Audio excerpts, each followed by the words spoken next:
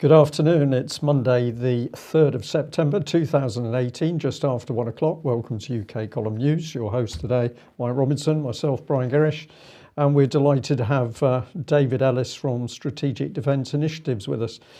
Mike, we go on holiday for a couple of weeks, and what are we seeing? A drive to war? Absolutely a drive to war. Can I just say before we start, Brian, it seems like the studio's working. It's quite incredible. We've been away for 2 weeks. Usually with first day back, it is a technical disaster, but something's wrong. Sometimes you have to win. Yes. Okay, well, let's talk about war then, because Theresa May has been over in Somalia meeting, well, they were tweeting this out today. Theresa May meets British troops working in Somalia and gives strong and positive support for their efforts in both developing security forces and working with international partners to bring stability to Somalia.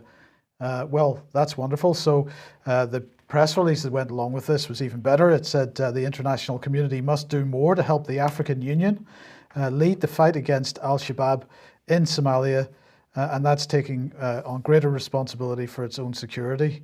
And she's saying that the UK has a strong track record both in supporting the African Union and in helping Somalia rebuild its police and military forces after decades of insecurity.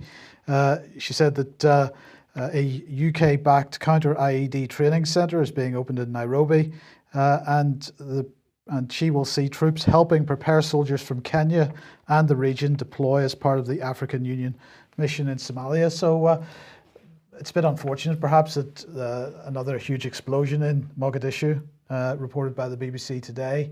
A number of people killed in that. That's all a bit unfortunate, but they're going to get £7 million of new funding to support the African Union's peacekeeping mission, and that's on top of £385 million contributed last year towards international efforts to help the Somali people build an increasingly secure, stable and prosperous country. Of course, we've got to remember that Theresa May hosted the Somali conference, the Somalia conference, the London Somalia conference in the middle of last year. So we're really behind the Somalis. Now, why would that be? Why would we be interested in, in fact, are we supporting stability, or are we in fact putting money in, similar to Syria, in order to destabilize the country? Well, that is the question. I don't think it's the question, Mike. That's what we're doing. Well, it's destabilise Somalia to bring Somalia under full control by the European Union, effectively. Well, let's see, because well, China has said that they intend to support development in Somalia. Of course, China doing a lot in Africa, attempting to develop Africa, making lots of loans. But not on the sort of the style of loans that the IMF, World Bank have made in the past, and China claiming at least that they intend to help maintain independence and sovereignty in these countries as these countries are developed. Don't think Britain wants to see too much of that, but maybe this gives us a clue as well, because just a few days ago, Penny Mordaunt was crowing about the new financial technology as the City of London moves into the African Union countries, including Somalia. But this particular press release was about Nigeria. These exciting new African listings on the London Stock Exchange and the first UK-Africa fintech partnerships are indicative of the city's position as the world's leading financial centre. So they're saying that they are going to support economic growth in Africa by offering City of London expertise. So what could possibly go wrong there? What do they mean by City of London expertise? I think we know what that means: more rape and pillage of these countries, and of course Britain and the West not doing things with a view to maintaining sovereignty. So that's what we're doing. Perhaps David would like to comment on that. Yeah, I would. Thank you, Brian. Thank you, Mike. Great to be back on the news with you guys. Well, what's in the frame down there in Somalia? Well, we've got EU NAV4, EU Navy, and Operation Atalanta, and Oceans Beyond Piracy, and all these sorts of groups. And all that's being run out of joint headquarters are in Northwood. So there's a lot of stuff going on down there in Somalia, not least of it is EU Navy. So all that's got to really be taken as a whole, and this whole sort of sprat to catch a mackerel syndrome that's being developed out of it, surely the general public are seeing through it all now, or at least I hope so. Well, I think they're starting to. We'll be coming on a little bit later to EU NAV4 and those operations off Somalia. So let's move on to Syria then. And a couple of days ago, the Telegraph reporting that Russia is massing warships off Syria ahead of regime's final assault in Idlib. They're saying at least 10 Russian warships, 2 submarines have been deployed to the eastern Mediterranean, the largest naval buildup since Moscow's intervention in Syria began in 2015, and that's according to Russian media. Most of the Russian warships are armed with long-range caliber missiles, which could be used to attack ground targets in support of an Assad regime assault on Idlib.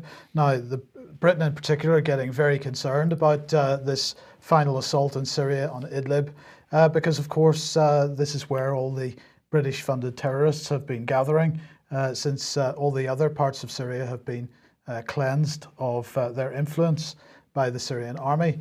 And of course, Syria getting support from Russia on this, and Lavrov making a comment on this today, the Russian foreign minister, saying there is no place for terrorists in Syria and the Syrian government has every right to seek their liquidation on its territory.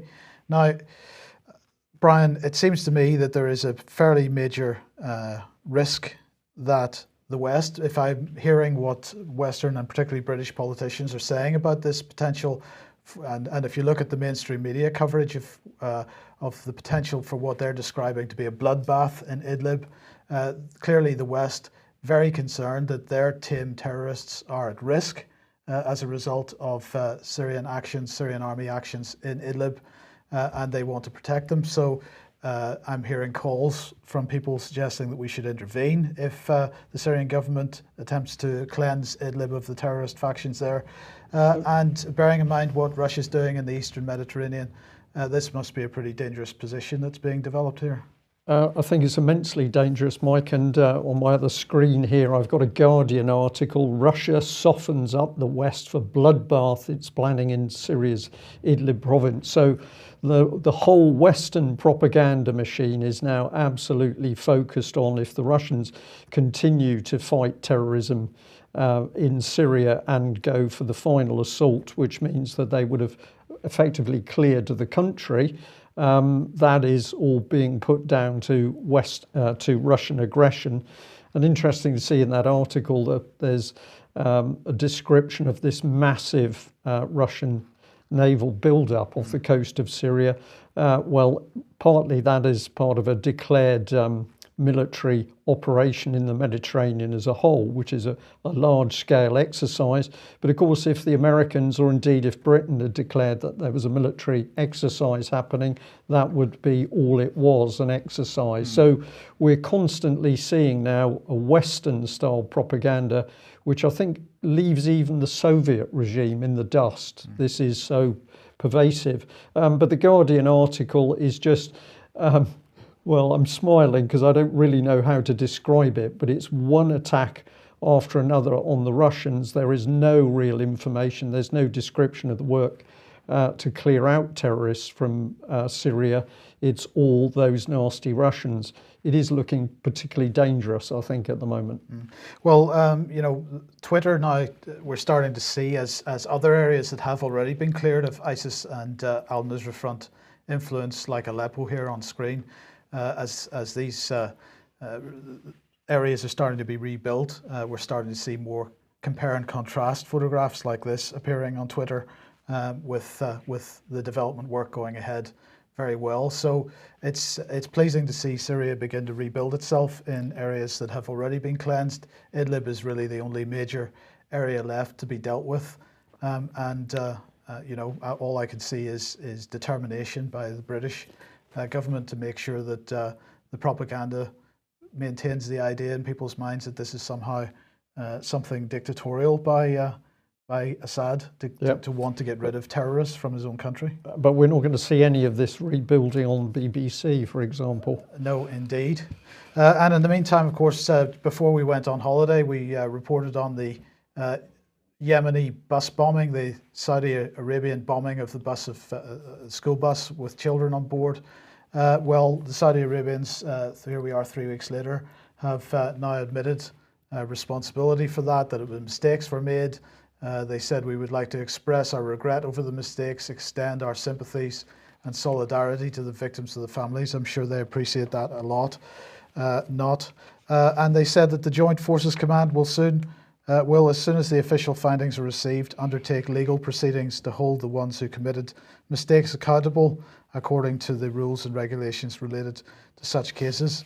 At the end of the day, though, Brian, the question is who provided them with the targeting information for this exercise, and where did they get the weapons? Well, CNN says that the weapons came from the State Department, part of a State Department sanctioned arms deal. But it remains the case, of course, that Britain, a very large-scale supplier of arms and armaments to the Saudi Arabia, which are all being, well, significant numbers are being dropped on Yemeni civilians.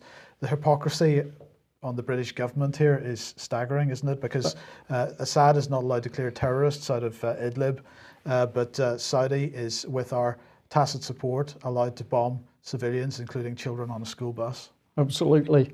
Well, let's move on to propaganda. And here it is, the Mail.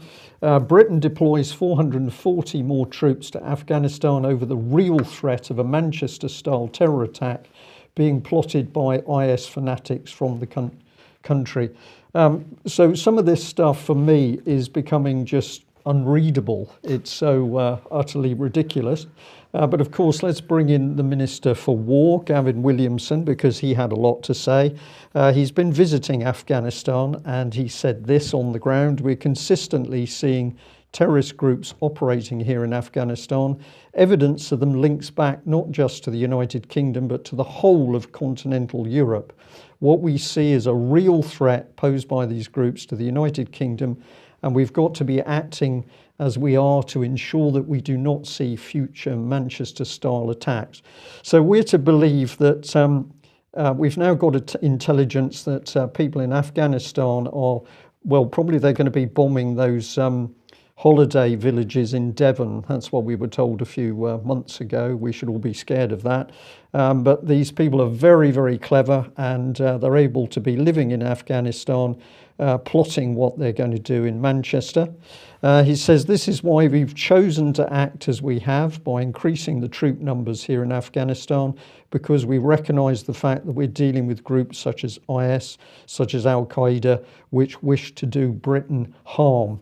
So I just had to add this, really, that the question is, what are 440 British troops possibly going to achieve in Afghanistan? 34 million population, covering about 252,000 square miles. What are those troops actually going to achieve? Well, they're going to train the jihadis, which are then going to be sent over to the UK to carry out the Manchester-style bombings, which is going to give the British government the opportunity to implement whatever draconian powers they want to implement. That would be one scenario. The other scenario is 440 British troops are going to be there, unsure as to why they're there, probably being shot at on the same occasion. But of course, yes, you're right, the British Special Forces did much of the training on IED placement, which are now coming back to haunt British military in Afghanistan elsewhere. David, this man, Gavin Williamson, is a very, very dangerous individual. Is he just a puppet, or is he now part of the theatre process as a whole? Well, there's a great deal of theatre going on, so you're quite right to use that word. Some of the theatre is internal with his own department and ministry, because some of the key offices have been so well crafted for quite some time that he doesn't really see the really true picture of what's going on. So in terms of the management and mechanics, it's a convenient mess, and who does that suit? In terms of the Afghanistan issue, it really is the same modus operandi of Northern Ireland.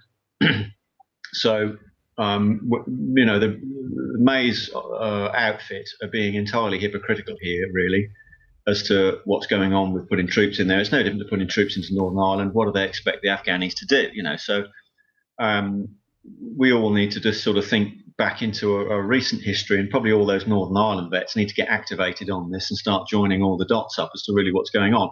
But in terms of the propaganda, which is one of the key things that you hit upon, This has been a facet, a directive from within the Cabinet Office since 1948. We've just discovered over the little holiday period that we've had. And the integration process into the EU started in this country in 1948 under 4 headings. And the source for this is a government nuclear advisor. So I'm going to take it as read that what she's saying is true, because she's saying she's had got the source reference, and that was propaganda and media. So there you go. This is part of that envelope. We've got political and defence and security, and finally economic, and all of that is now in this frame that we're now seeing, and been busily engaged since 1948, integrating. That's a lovely word that we keep seeing everywhere, and we integrate. This is the soft cover word for, European Union, unitary, unify, unification, and that's actually what's going on. But part within that has been a specific directive of media and propaganda. Right, David, we've actually got some images around those subjects, which we'll just have a little lead into. Let's just pop this one Let's just pop this one on screen.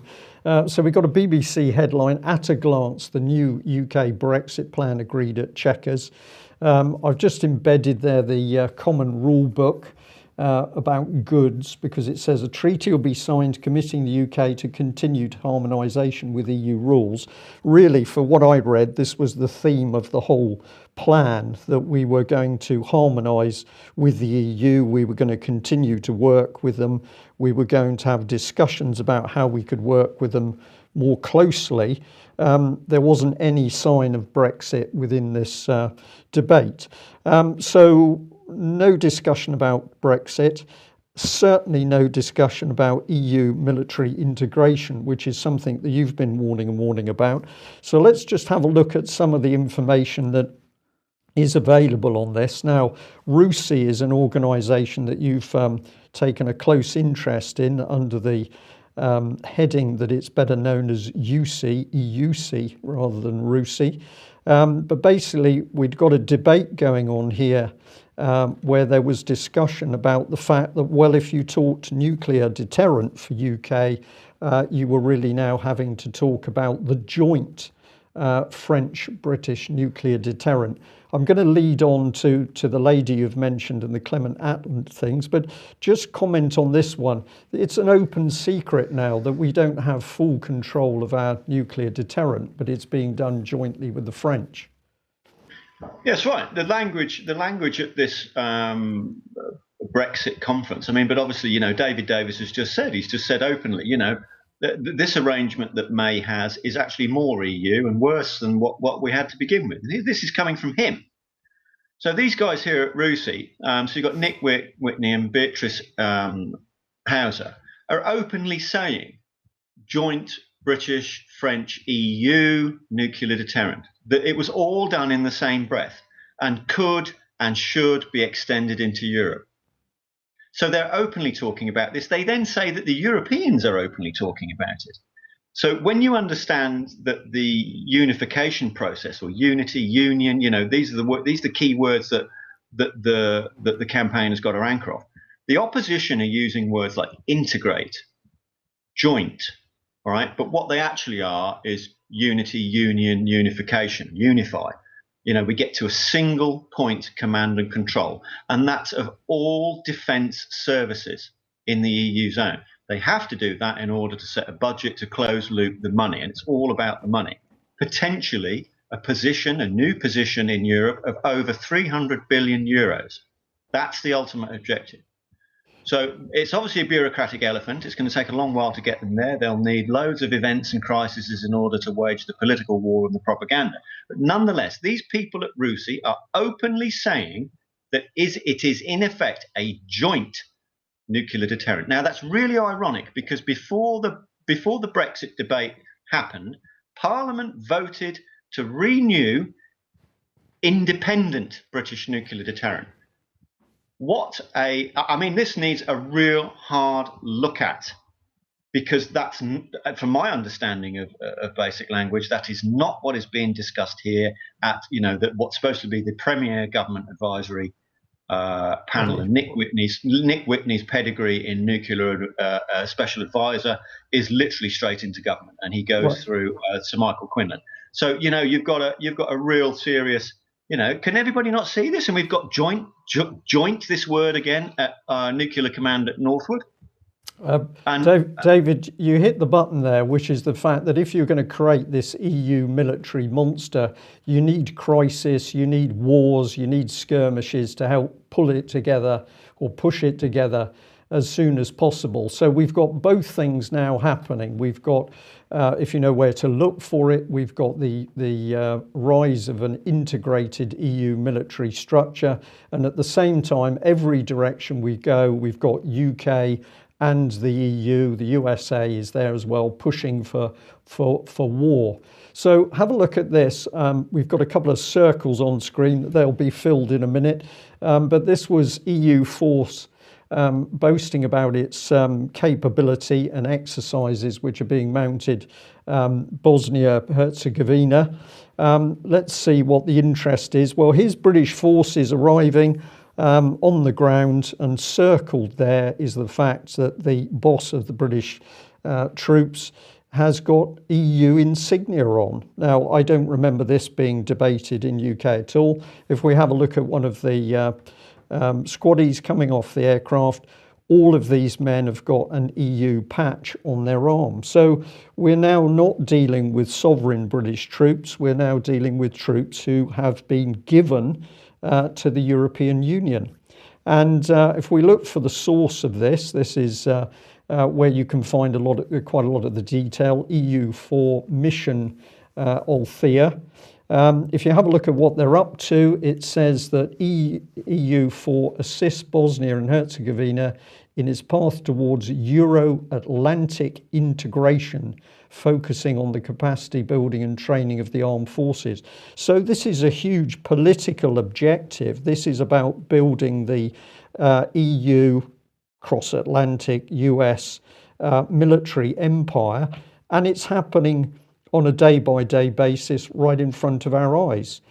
You pointed out also this one in a tweet many, many months ago, where the boss of the Royal Marines had actually confirmed that the EU military command and control infrastructure was already installed and operational in UK.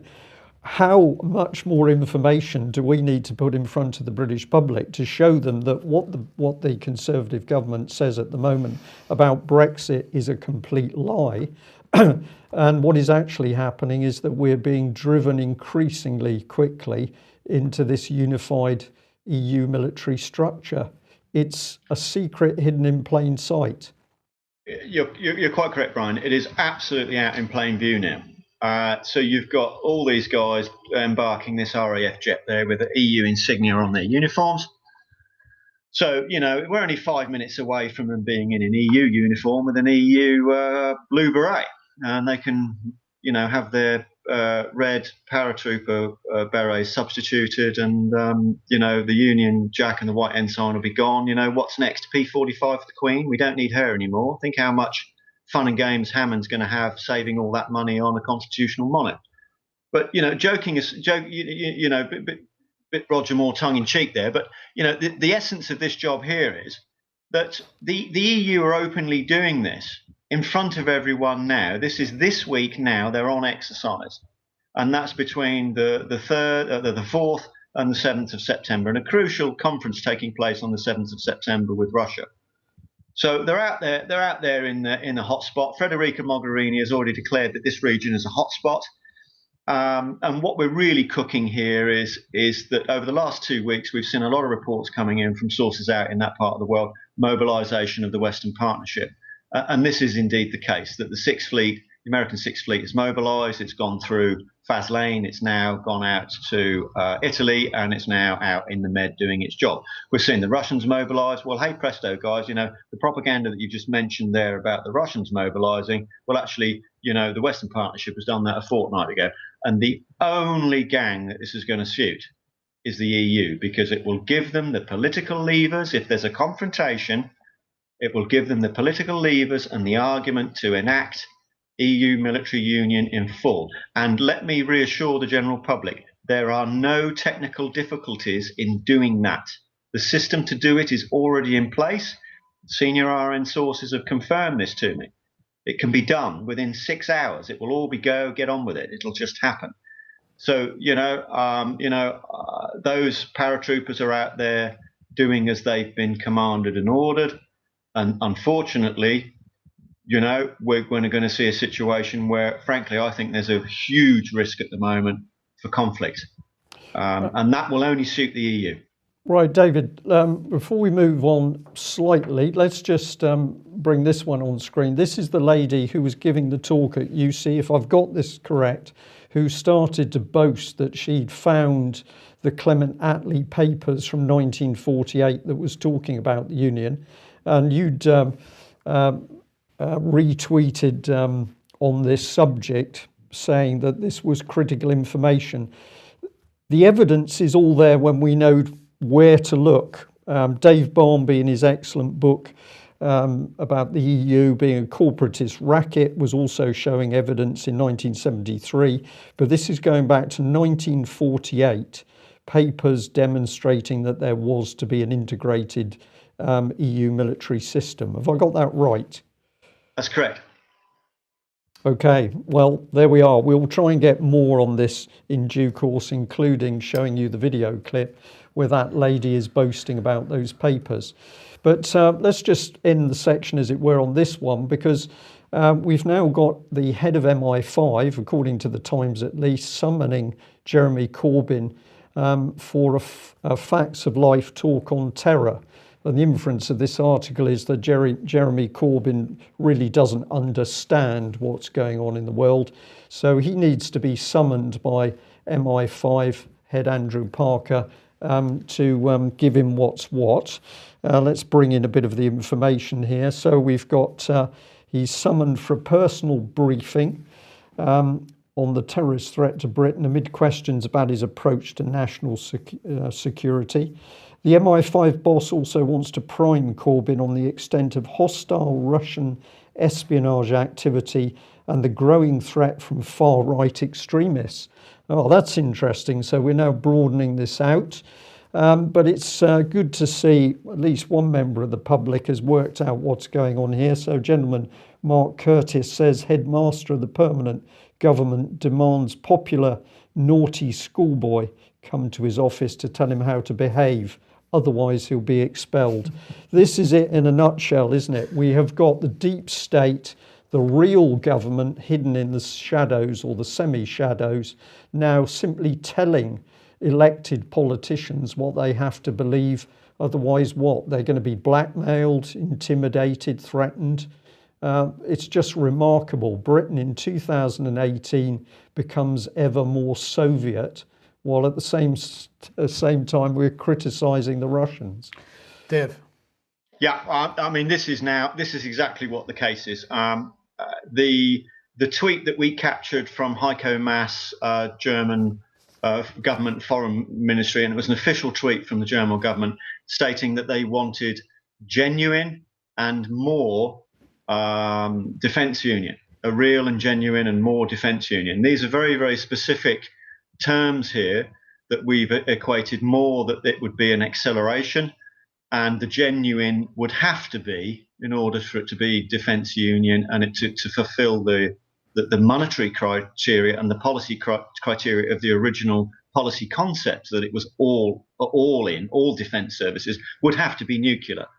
And as I've said, this conversation has been taking place within the civil servants on a pan-EU basis for many years now. And what has happened over the last 2 weeks, give or take, linear with the mobilisation of the actual troops, is that the conversation within governments and civil servants has now gone to the political facade. So the likes of Merkel and Macron are now openly calling for more defence union, and Macron is using some very exquisite language. And I don't doubt that May will do it very soon, but she's got a problem on her hands, because there is at least some resistance now forming within some MPs and some awareness.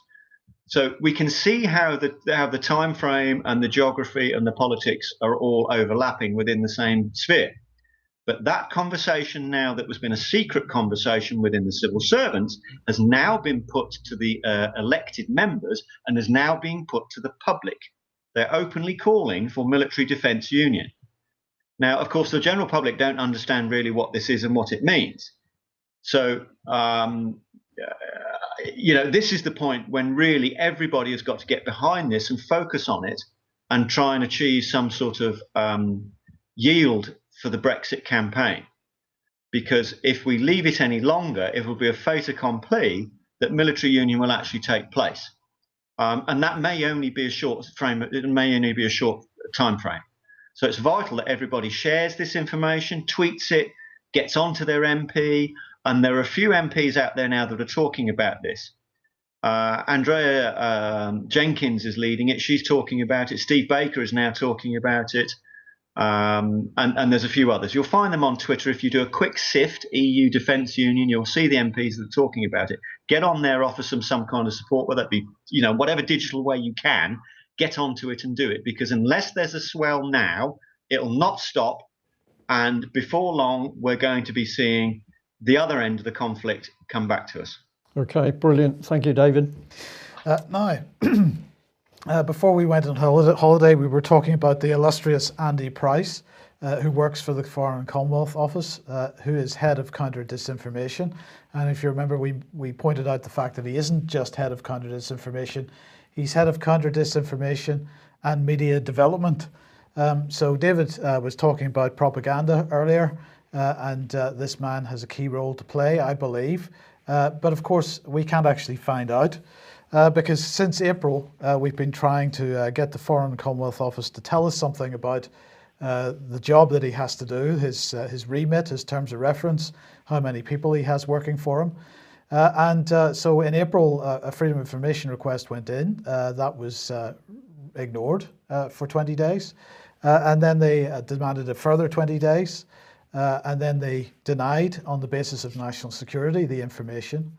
Now, the Freedom of Information Act says that you can only deny on the basis of national security if, in fact, the security services are involved, so that we've got a reasonable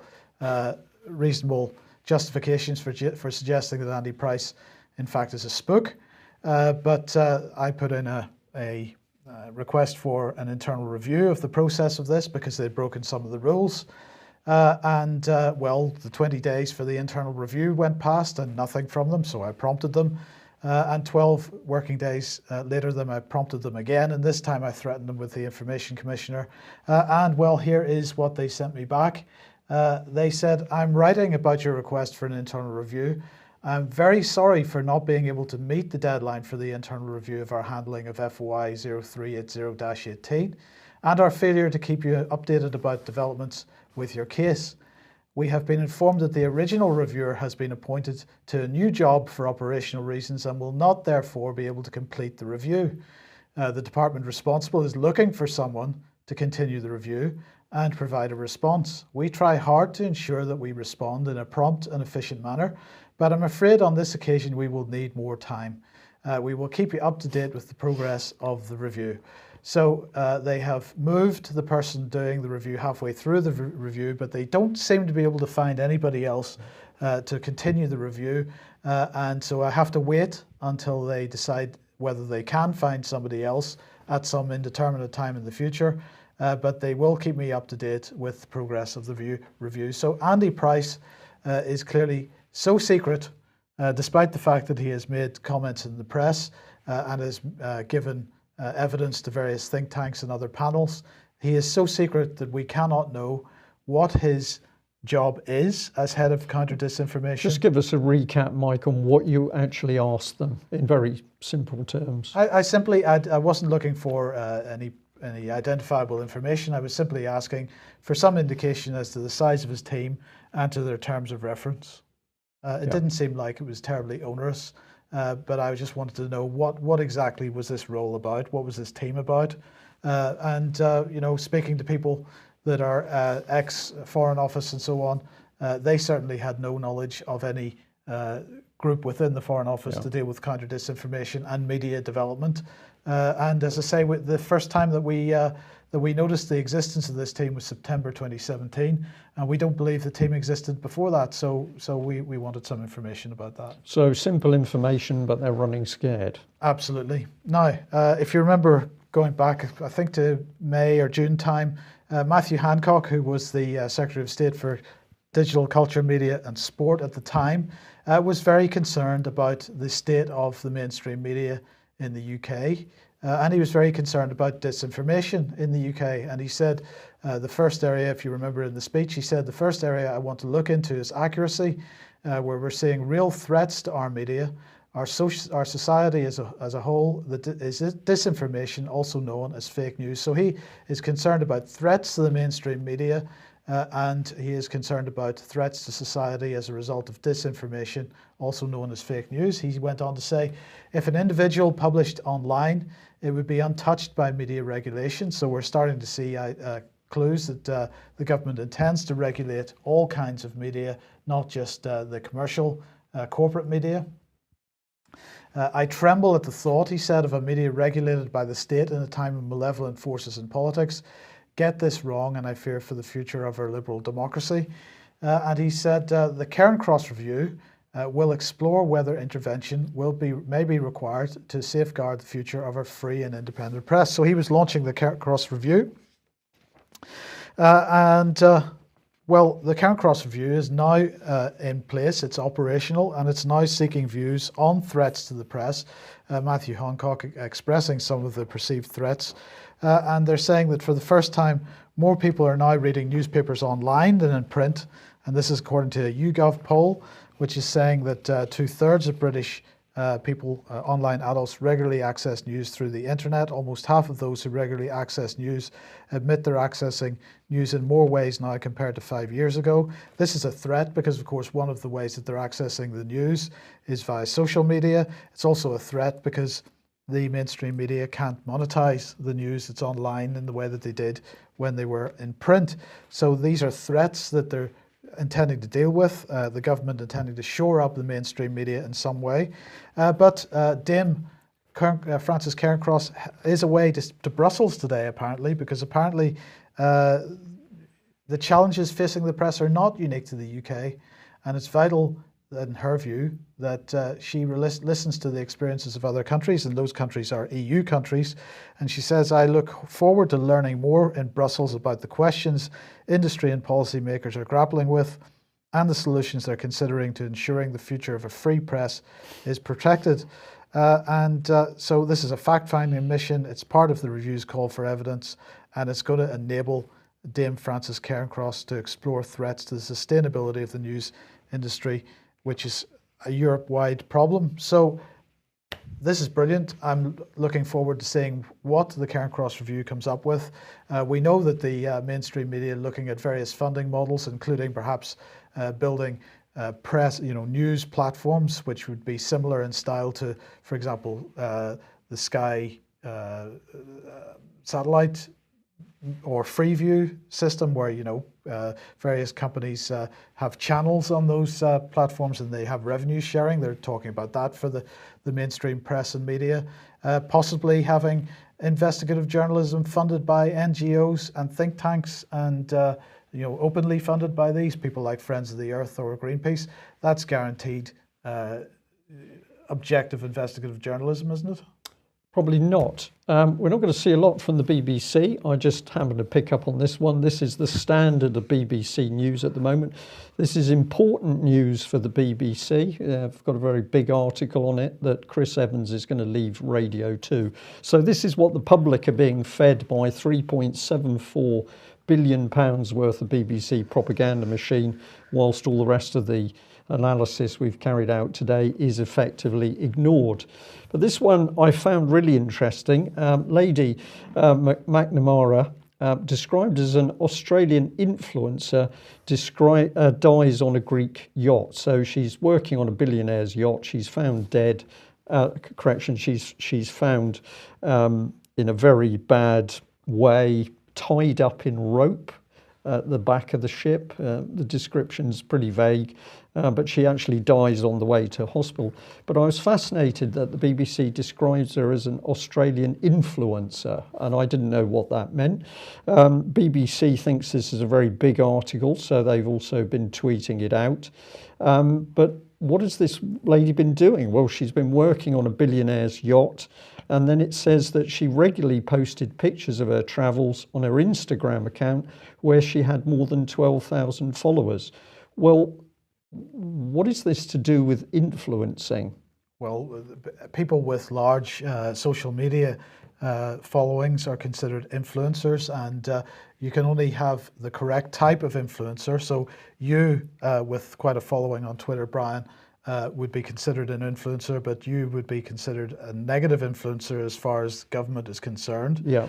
This is a positive influencer because people that are providing lifestyle influence, choices about what products you might buy. This is the type of positive influence that PR agencies like, that governments like. Right. But people that are presenting evidence-based information for people to make up their own minds about things, that would be considered the type of influencer that you would want to shut down. So the BBC reports, because you've got attractive lady has died. That's always death, always a good story for the BBC. But also she was active on social media. Fascinating. Well, this one I just had to drop in because I thought it was brilliant. Apparently that the Novichok case police cars have been dumped in a Cotswold landfill. There's no problem at all in the article. It was actually a Telegraph article originally. There's even a little inset map of where these vehicles have gone. Absolutely no danger to the public at all. We just had to get rid of those vehicles. But if you've public vehicle, the transport wagon, presumably those are still floating around. Now fracking. Ian R. Crane pushing this out today. Please complete and retweet this UK government survey on permitted development for fracking. So this is all about taking the decision-making powers for planning permission for fracking development out of the hands of local government and putting it in the hands of central government, or in fact just giving a carte blanche permission for any such development to take place, whether local people like it or not. And so the Ministry of Housing, Communities and Local Government seems to be running a survey on SurveyMonkey to find out what people think about this. Ian feels that it's important that people fill this one in. I think I agree with that. So please get involved. The URL is on screen there if you want to freeze the screen and do that. Now, Sajid Javid is busy today because he is saying that there's been, or the Home Office is saying that there's been a 700% increase in the number of referrals to the National Crime Agency for child sexual abuse content on the internet since 2013. So we're going to have to shut all this down. This is extremely dangerous. Today, the Home Secretary is announcing his personal mission to tackle child abuse in all its forms. And what they're saying is that 80,000 paedophiles pose a threat to children online, according to Sajid Javid. He said he's shocked at the scale of this. He is shocked. It's shocking for him because, I mean, he didn't know that it was going on. John Wedger hadn't been talking about this for quite a long time and similar sorts of things. So Sajid Javid, being Home Secretary, absolutely shocked about this. This is what he said. One officer I met who had previously worked in counterterrorism for over 20 years told me how in all his years of working, he's never been so shocked by the scale of the threat or of the determination of the offenders he has as he is in his current job. So he's met an officer. I wonder who that officer is. The officer's unnamed, but John Wedger, who's been trying to blow the whistle on this for quite a number of years, is ignored. But suddenly it's a problem. Now, what could possibly be the reason for that? Well, one is, of course, that they are taking something that they've known about for decades and they're propagandizing it in order to shut down speech on the internet. That's one possibility. Another is this article, which was in the Guardian a couple of days ago, the cash crisis pushing child services to tipping point. So this is kind of like the gift that keeps on giving, because they've got a whole host of different policy points that they can use this to attack, but certainly censorship is going to be one aspect of it. Now, I'm not for 1 second suggesting that if there are 80,000 British paedophiles creating a threat to children online, that shouldn't be dealt with. The question is how it gets dealt with, and the issue is, once again, why is this being promoted at this point in time when it's been known, as John Wedger has been trying to make the point, it's been known about for many, many years. Yeah. Right, we're going to end with this, are we? I think more or less. More carnage. This is potentially good news here, Brian, because the Treasury is in talks with the Bank of England to keep Mark Carney in his job as Governor of the Bank of England, because he's been doing such a spectacular job that we need him for much longer. So we can look forward to more interventions telling us how Britain is going to be destroyed by Brexit. And we can look forward to more of nothing in terms of sort of regulating the City of London and its activities. So carnage on its way. Carnage on its way. Canadian carnage, well, of course, we yeah. I think are allowed to put in there. David Ellis, just very quickly, 20 seconds, any closing remarks you'd like? Absolutely. In 1972, when we joined this, when Ted Heath took the country into this European Economic Community under false pretenses. We all know that's a lie now. And in 1974 and 1975, the IMF were brought in under that gambit of the country being broke because we'd hemorrhaged that much money in joining the EU and having all their constraints put upon us. So this is not rocket science for anyone, guys. There is no financial payoff being in this arrangement. This is a surrendering of everything to another state, i.e. we cease to be a country in all forms, militarily, economically, politically. It's as simple as that. There is no financial payoff. So the reason they're hell-bent on keep saying that, oh, well, no, we'll be broke, there's financial consequences, because that's exactly an inversion of what this integration into this thing is doing. And bear in mind, we now know, thanks to the lady at Rusi there, that they've been busily engaged in media and propaganda on this basis from within the Cabinet Office since 1948. Thank you very much. David, thank you for that excellent summary. Well, that's it. It's good to be back with UK Column News. Thank you, all our viewers and listeners who've joined us today. We'll be back at the same time tomorrow. Bye-bye. Bye-bye.